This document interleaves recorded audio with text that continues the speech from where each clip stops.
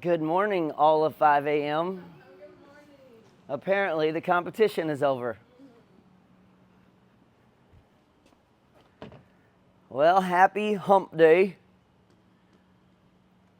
Let's see. We got 4 minutes of cardio. We got 60 feet of heel walks. So you're just going to crank your toes up, walk the length of the rig. Try not to let your toes touch. And if you can, stand nice and tall as you're walking through that. That's going to help strengthen up your tibialis anterior, which is going to help with a whole bunch of things. Helps with squat depth, helps with running, helps fight off shin splints. That muscle is really important, but rarely ever trained.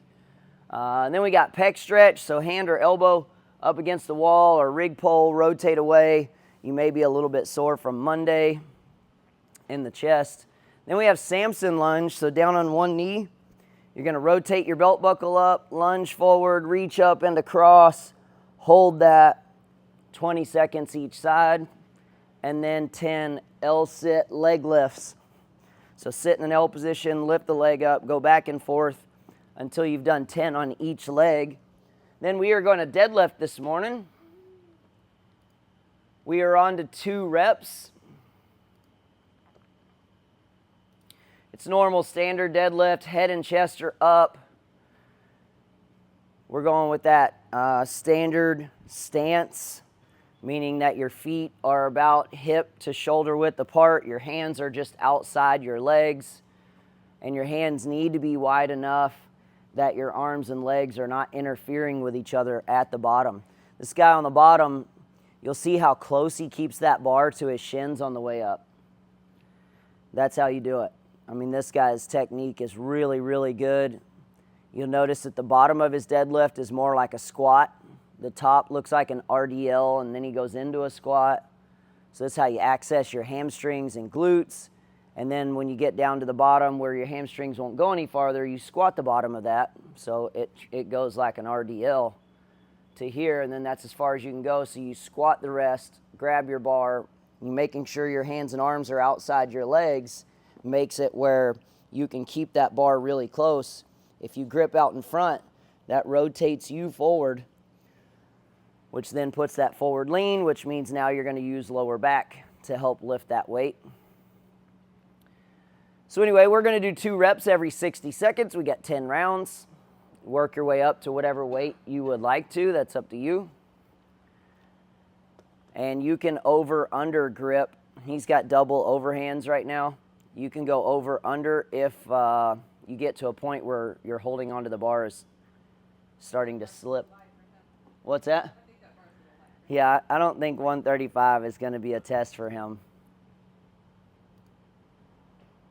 He actually works for RP Strength, which is the RP Diet app. He's one of their main programmers for their, they sell online programming. All right, then we're going to go into a partner workout, and this is going to be a dicey game. So the way it works is, let's say the 2 brothers here are going to partner up. Brother number 1 is going to walk up and roll 1 die. Whatever number rolls up, that's how many numbers you subtract from these numbers. So you've got, I'll cover movements in a second. You got 8 push press, 6 and 6 on the overhead reverse lunge, 8 up downs over the bar. So if they rolled a 5, they'd subtract 5 reps. They have 3 reps of the push press. Then they have -5, 1 and 1 of the overhead reverse lunge. So 1 right leg, 1 left leg. Then they have 3 of the up downs over the bar.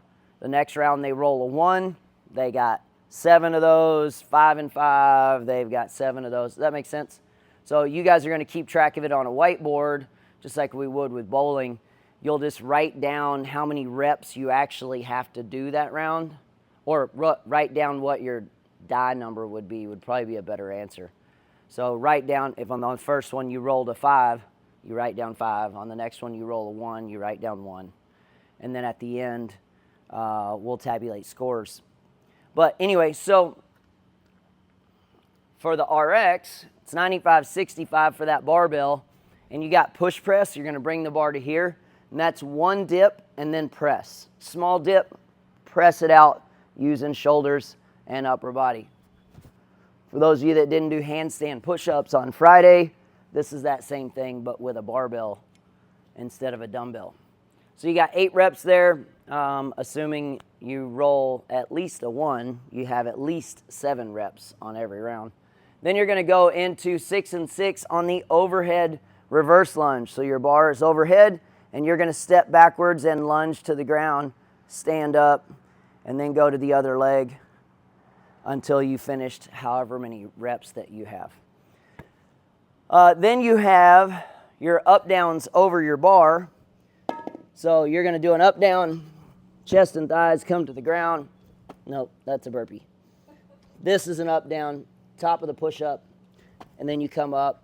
If you're doing RX or comp, you got to jump over this bar. If you're doing burn, you can step over.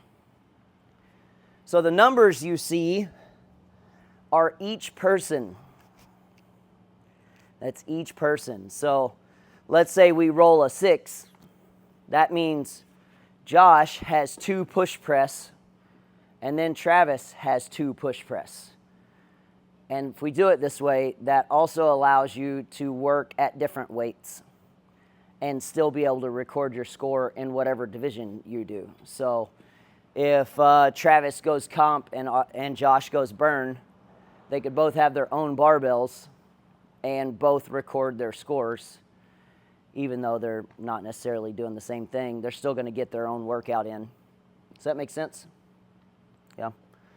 Any questions on any of that? Comp is 135.95.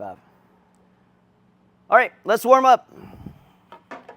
We've got 3 minutes, 4 minutes? 4 minutes of cardio.